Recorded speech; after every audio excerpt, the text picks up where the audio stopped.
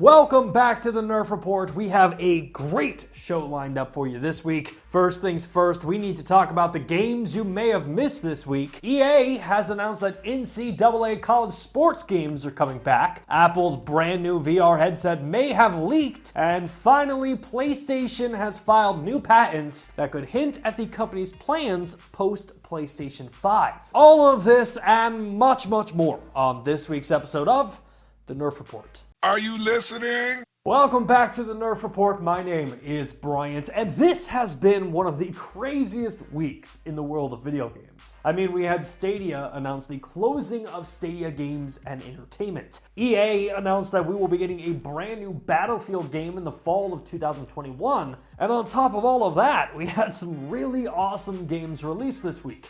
So let's talk about the games that released this week in a recurring segment that we like to call Games You May Have Missed.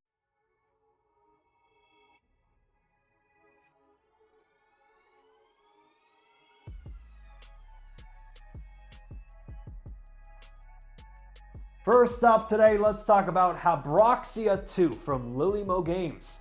Habroxia 2 is the ultimate shoot-'em-up 2D space shooter. If you're looking for a game to kickstart your nostalgia and bring you back to a simpler time in video games, Habroxia 2 is definitely the game for you. Habroxia 2 is currently available on PC, PlayStation 4, Xbox, and the PlayStation Vita. Whoa, 2021 and we're still getting Vita games. Let's frickin' go. Next up, we have Nuts from Noodle Cake Studios. Nuts is a single-player squirrel surveillance game which takes place in Melmoth Forest. Now, I think the thing that attracts me to this game the most, it's a couple things. One, the visuals and the style of this game look really cool. And two, it's a game about spying on squirrels. Like, in the history of video games, this might be the first time that this has ever happened. Anyway, Nuts is currently available for the Nintendo Switch and Apple Arcade. And from spying on squirrels, let's move on to werewolves.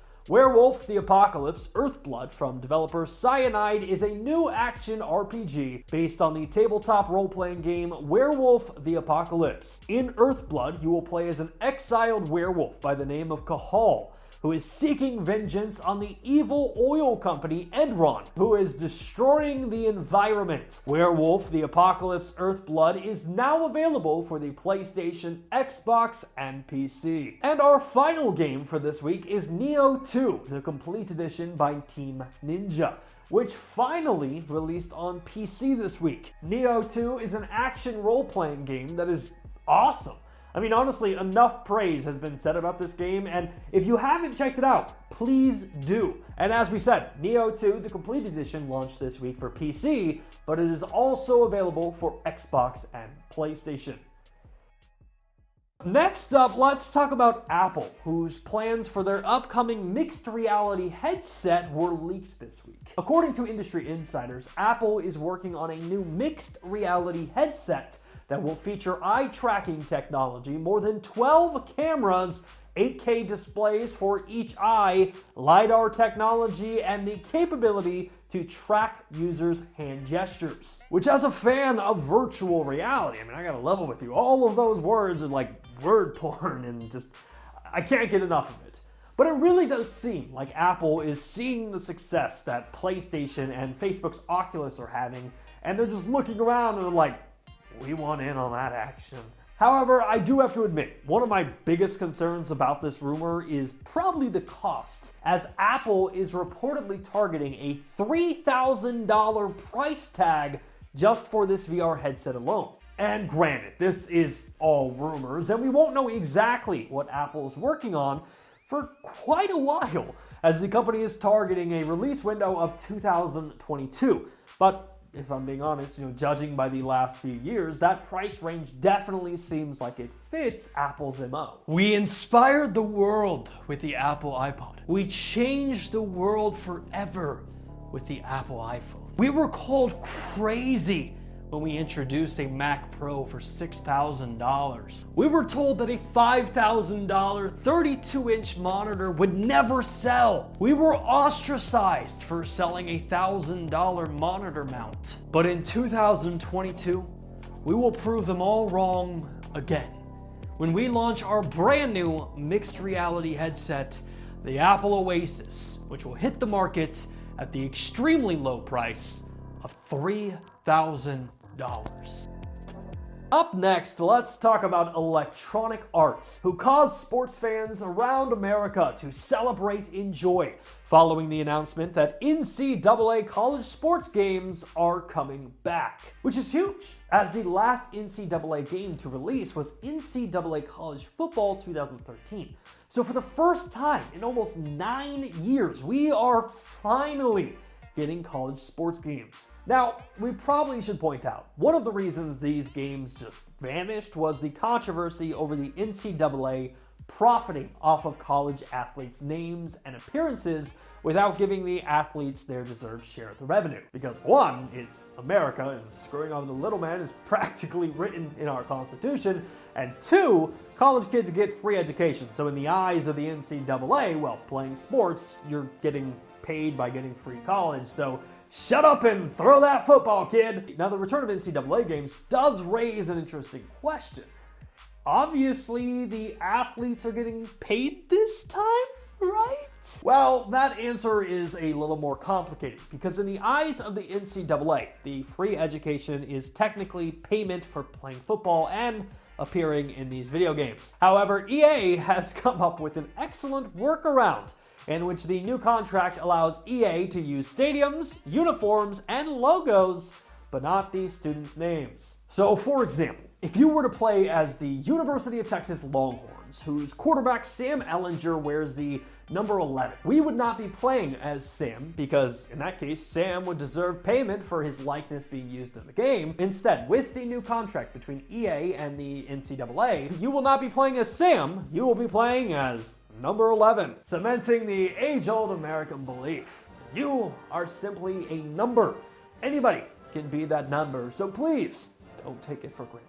And finally, for this week's show, let's talk about PlayStation, who is having a hell of a start for this next generation, as Sony revealed to investors this week that the company has sold over 4.5 million units of the PlayStation 5, which, in case you're wondering, is on par with its predecessor, the PlayStation 4, who sold 4.5 million units in its first quarter. And I don't really think that this is a surprise to anyone. I mean, it's nearly impossible to find a PlayStation 5 nowadays. And if you do, you gotta go on Craigslist, meet a guy in the alley behind Popeye's Chicken, and when you're trying to close the deal, you're still not sure if you're buying a PlayStation 5 or a pound of cocaine. Good, man. You got that cheddar? Yeah, I got it right here. You got the play. Shh, keep it low. Last week, cousin Ricky right here on the corner slinging PlayStation 5s, and he got run up on. No, I'm just trying to buy a PlayStation. Hey, what did I just say? You think I'm playing here? Oh my God, I am so sorry, sir. In fact, here, just take the money. Well, luckily for gamers, PlayStation isn't just sitting around enjoying the success of the PlayStation 5. In fact, they are taking these steps to ensure that the future of the company is in a good place. In fact, this week, Sony filed new patents that would add Wi-Fi transceivers to the company's brand new Dualsense wireless controller. And for me, this is extremely exciting, because Sony claims that these new wireless transceivers will offer better latency and response time than the current controller's Bluetooth connection. But as a fan of cloud gaming, the bigger story of Wi-Fi controllers is something that we've been talking about for weeks on this channel. In fact, we aptly call Wi-Fi controllers smart controllers, and they are the future of gaming. Currently, Google Stadia uses a smart controller, in which their controller connects to the Wi-Fi and communicates directly to Google's server farm, which then transmits gameplay footage to whatever screen you are using without needing a console. So technically, with this new patent, PlayStation could be laying the groundwork for a cloud-based PlayStation future. Because one of the most impressive ideas about Google Stadia is the company's plan to be preloaded on smart TVs. Meaning that if you buy a new TV, that TV will already have the capability to play any video game that you want to play. Because remember, Controller connects to the Wi-Fi, Wi-Fi connects to the server, and then the server communicates to the TV. And Sony could achieve this exact same concept, with the patent for this new Wi-Fi Dualsense controller. Imagine that for a second. You turn on your TV, you have Netflix, Hulu, HBO, Stadia, and PlayStation. And by using your smart DualSense controller, you could play games like God of War, The Last of Us Part 2, or even Marvel's Spider-Man without needing a PlayStation 5.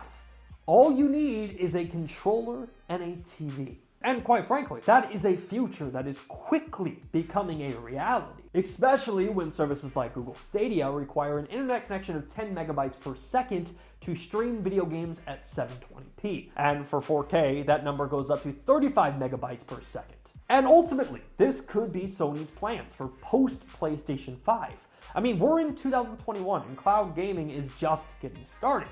So by 2024 or 2025, this could easily be PlayStation's answer to not needing a PlayStation 5 or a PlayStation 5 Pro. Which does mean that, sadly, my days of shady deals in the alleys behind Popeyes might be over. But if it means I can stream PlayStation games directly to my TV without needing to buy a $500 console, then I am more than excited. Well, that's going to wrap up this week's episode of the Nerf Report. Thank you again so much for joining us, and a special thank you to all of the Nerf Report best friends who make this show possible every single week.